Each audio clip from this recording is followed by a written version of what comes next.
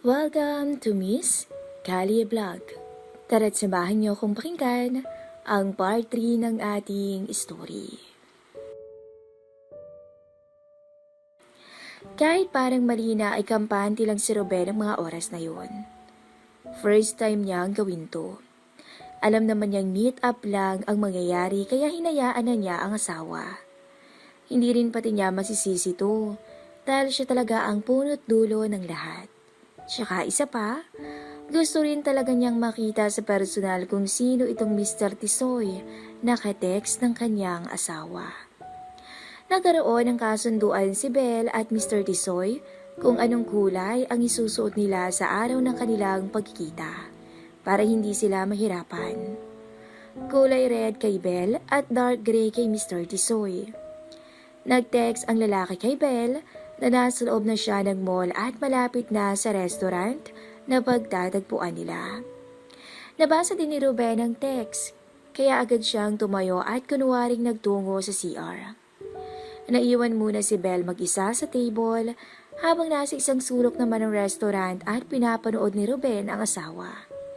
Inaabangan din niya ang pagdating ng misteryosong lalaki. Maya-maya dumating na sa entrance si Mr. Tisoy. At sinabi sa receptionist na may ka-dinner siyang dalawa. Binanggit din nito ang number ng table. Ilalalayan siya nito palapit sa katagpo. Hindi nagtagal ay kita na ni Mr. Tisoy ang babaeng naka-red na nakatalikod sa kanya. Jane ang ginamit na alias ni Belle sa ka-chat at ka-text. Kaya paglapit ng lalaki, agad niyang tinawag ang pangalang Jane. Napalingon si Belle at nagulat.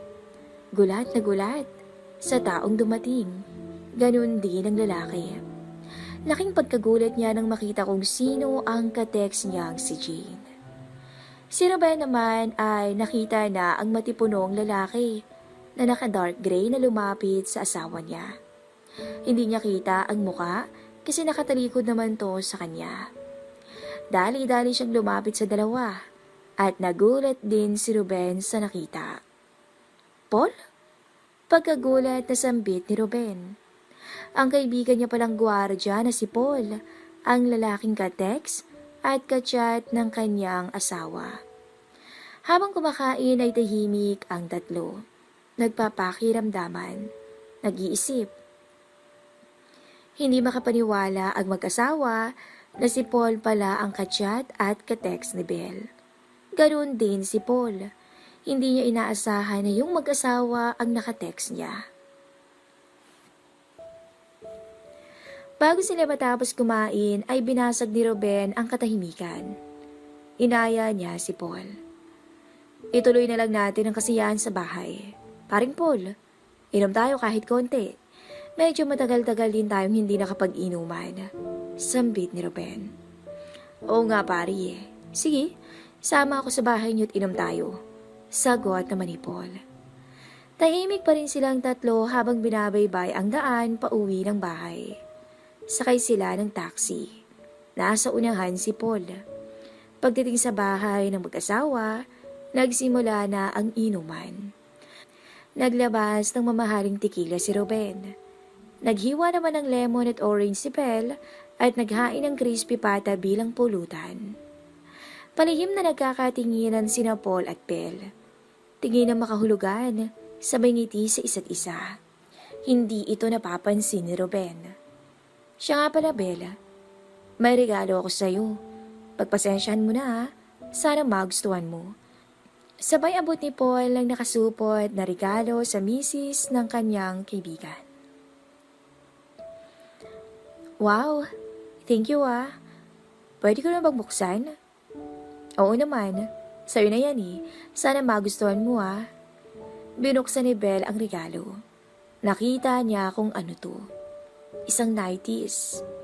Ang ganda nito. Salamat Paul ah. Sabay ngiti ni Belle sa lalaki. Sana magustuhan mo at sana kasya sa'yo. Sukat mo kaya para malaman ko if kasya. Kasi kung hindi papapalitan ko agad ang size. Ani ni Paul sa magandang misis ni Ruben. Sige, fit ko muna. Tugon ni Belle kay Paul at agad nagtungo sa kwarto. Saktong-sakto naman ang sukat ng manipis na damit kay Belle. Litaw ang magandang hugis ng katawan nito. Napaka-sexy talaga ng asawa ni Ruben. Habang nagsusukat si Belle ay nagtatawanan ang magkaibigan sa sala. Hindi talaga sila makapaniwala sa nangyari, na ang lihim na magka-text ay sila-sila rin. Biglang naisip ni Polly si Belle. Belle, kumusta? Kasya ba sa'yo? Sigaw niya at narinig naman yun ni Belle mula sa kwarto. Nagulat ang dalawa nang biglang lumabas si Belle sa kwarto, suot ang manipis na damit na regalo ni Paul. Halos mapanganga sila sa nakita. Nakakaakit si Belle ang gabing yun dahil sa suot. Dahil sa nakita ay hindi maiwasang manggigil ng dalawang lalaki. Ang ganda. Belle, bagay na bagay sa'yo, sabi ni Paul. Darling, ang ganda. Ang sexy mo dyan. Halika nga tabihan mo kami dito habang umiinom, sabi naman ng kanyang mister. Agad namang tumabi si Belle sa asawa. Nangungusap ang mga tingin ni Paul kay Belle. Ganon din si Belle sa lalaki. Hindi niya maitatangking gusto niya si Paul. Ang Mr. Tisoy na naging katext niya dahil na rin sa kalokohan ng mister.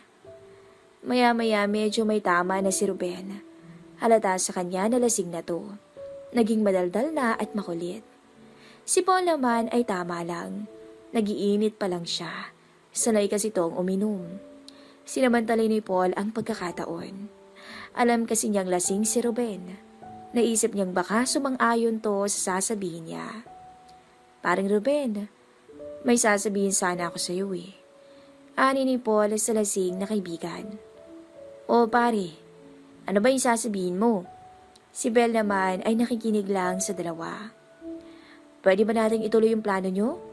Yung tatlo tayo sa isang kama. Kahit ngayon lang. Isang beses lang. Lakas loob na tanong ni Paul kay Ruben. Nakatigilan si Ruben. Hindi alam ang sasabihin.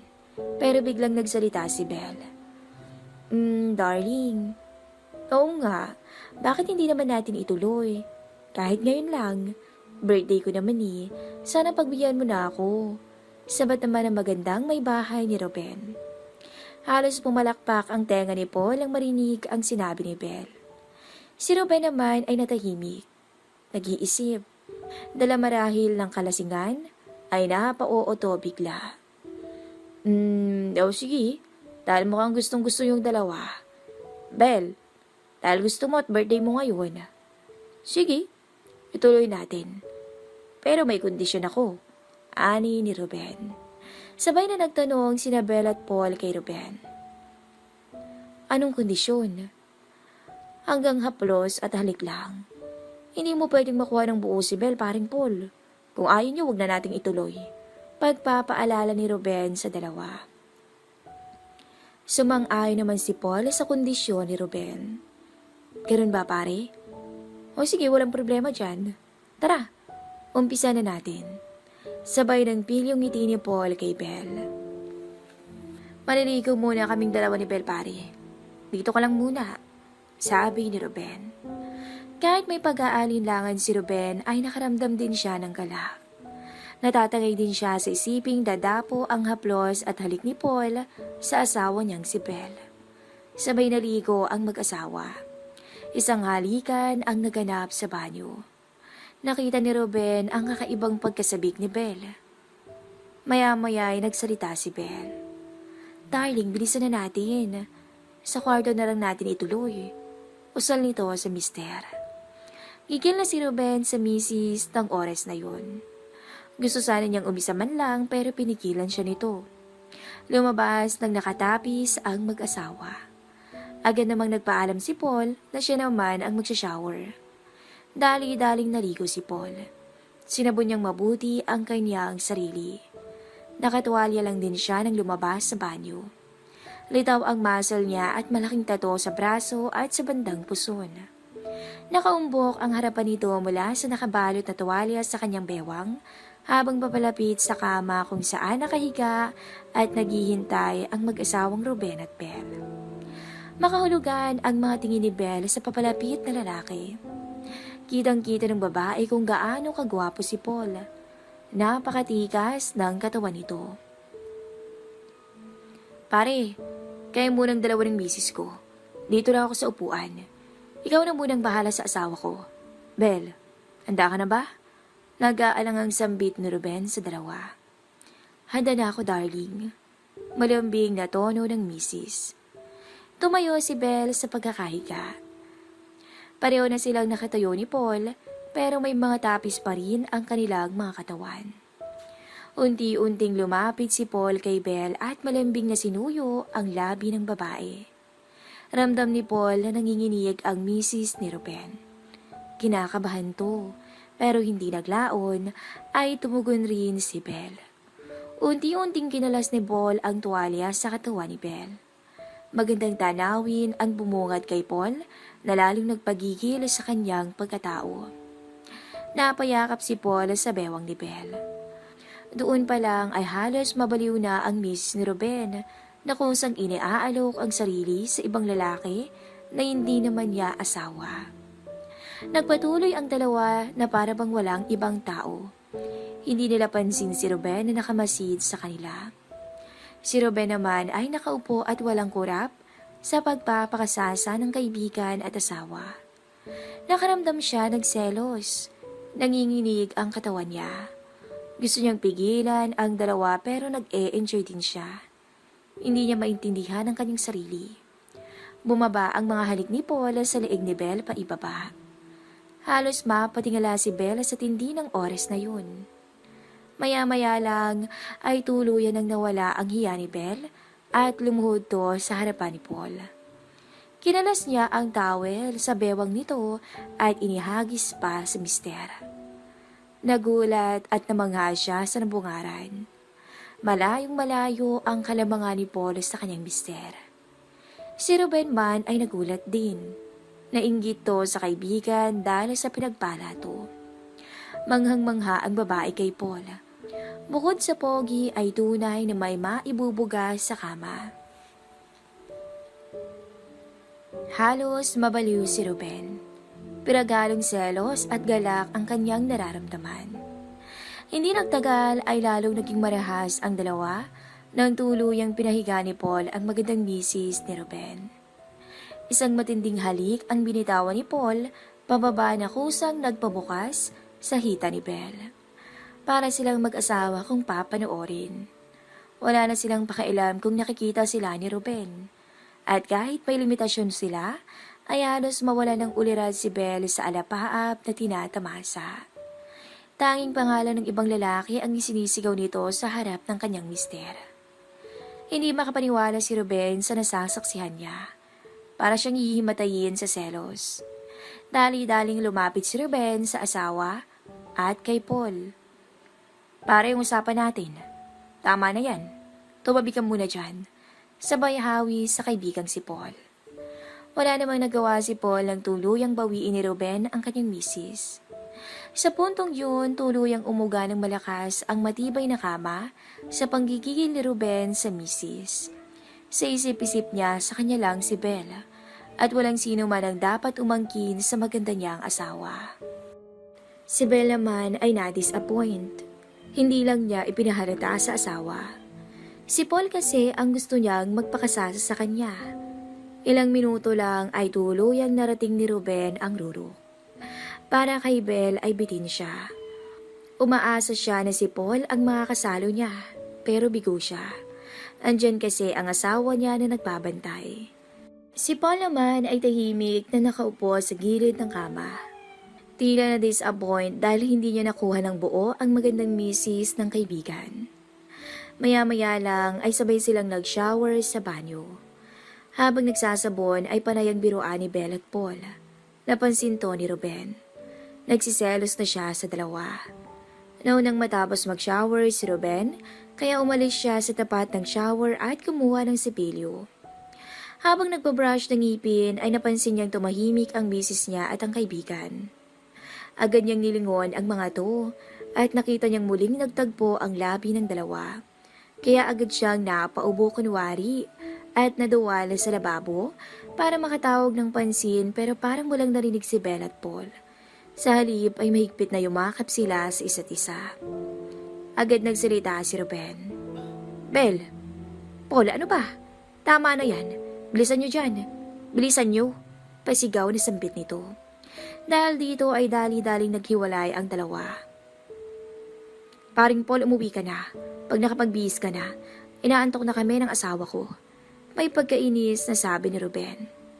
Selos na selos si Ruben. Nagagalit siya sa asawa at kaibigan. Bago tuloy ang umuwi si Paul ay kinausap siya ni Ruben. Pare ngayon lang to ha. At hindi na mauulit. Isikreto natin ang gabing to. Huwag mo nang ititext ulit ang misis ko. Hindi ka na rin pwedeng pumunta dito sa bahay. Sa trabaho na lang tayo mag-uusap. Kung magiinuman tayo ay hindi na dito sa bahay. Para hindi mo pwedeng angkinin ng asawa ko. Sa akin lang si Bella. Sana nagkakaintindihan tayo dun. Medyo galit na paalala ni Ruben sa kaibigan. Sige pare, uwi na ako.